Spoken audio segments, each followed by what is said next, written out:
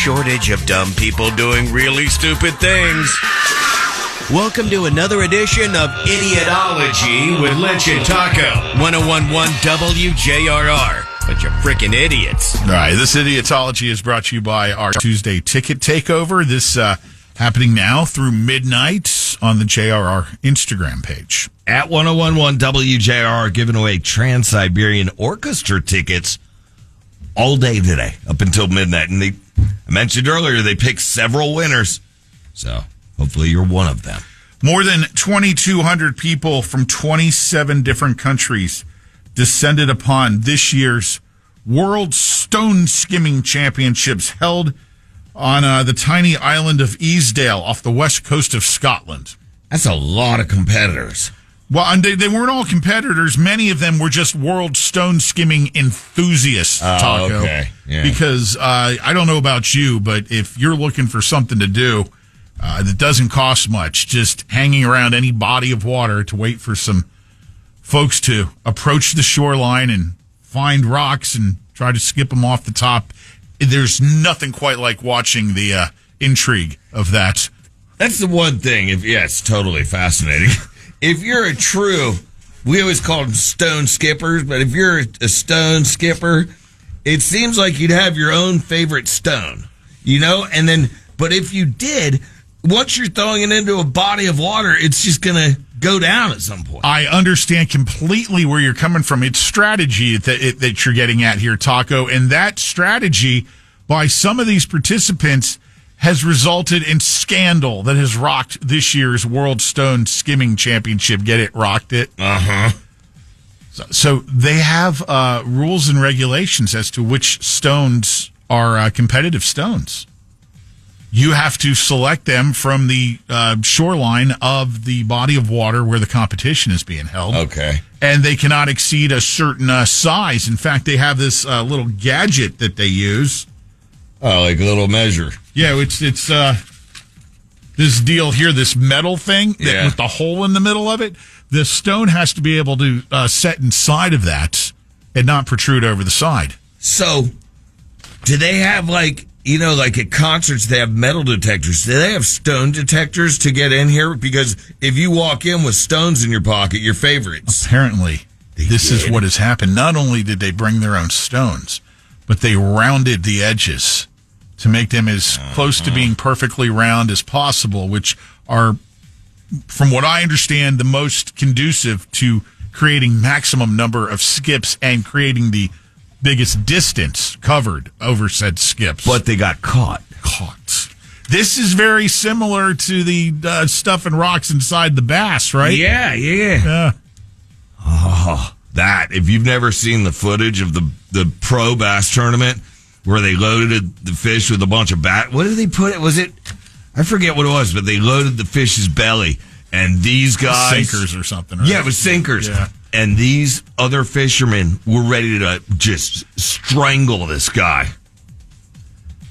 Man. When's the last time you tried to skip a stone? Do you even remember? Yeah. Do you? Yeah. I haven't done that in ages. I did within the last 3 weeks. I forget where I was, but yeah. What's the most you ever got off a skip?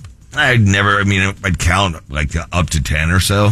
10? 8 to 10. Really? If you find the perfect skipping stone. I don't think I ever boarded more than 3 or 4 skips. I think that might be your patience. Because you grab that little rock, Pat, and you're like the guy on the Green Mile with the mouse. You know what I'm saying? You try to take care of the mouse, but then all of a sudden you crush the mouse.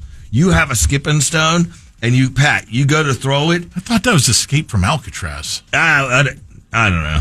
But no, the Green Mile had the big black guy in it, too, that saved the mouse. But anyway, so look. It's a bird in Alcatraz. Yeah. Got crushed. You got that stone.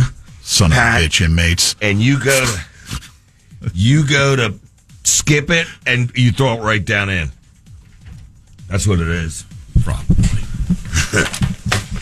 Somebody said, a story about skipping rocks? Really?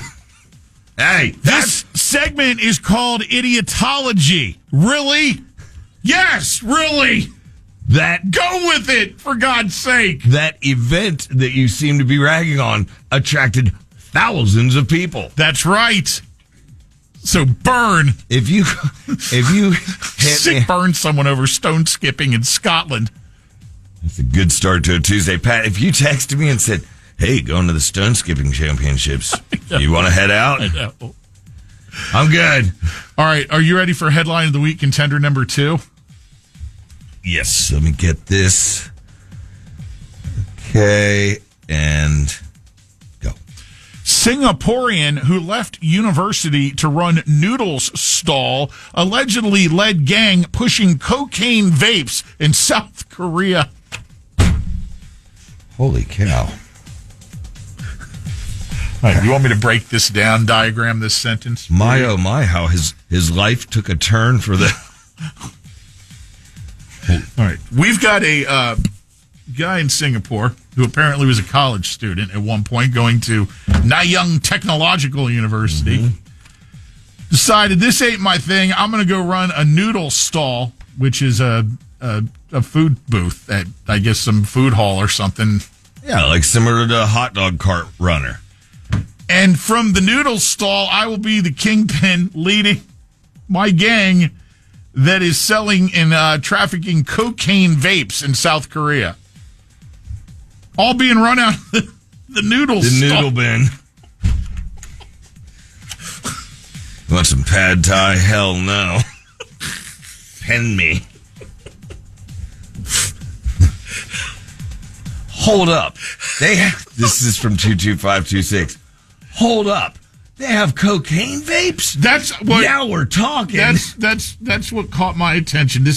I had not heard of this until now. I had never heard that. They may be in on the ground floor of this. It all started with noodles. Gateway food. You know what happens, Chief? Those noodles. Next thing you know, you're doing cocaine vape. Guys, noodles suck, but should have stayed in the Technical Institute. It's a pretty strong headline right there. A lot of information in it. I used to be a stone skimming champion until my injury took me out. Oh, yeah, carpal tunnel.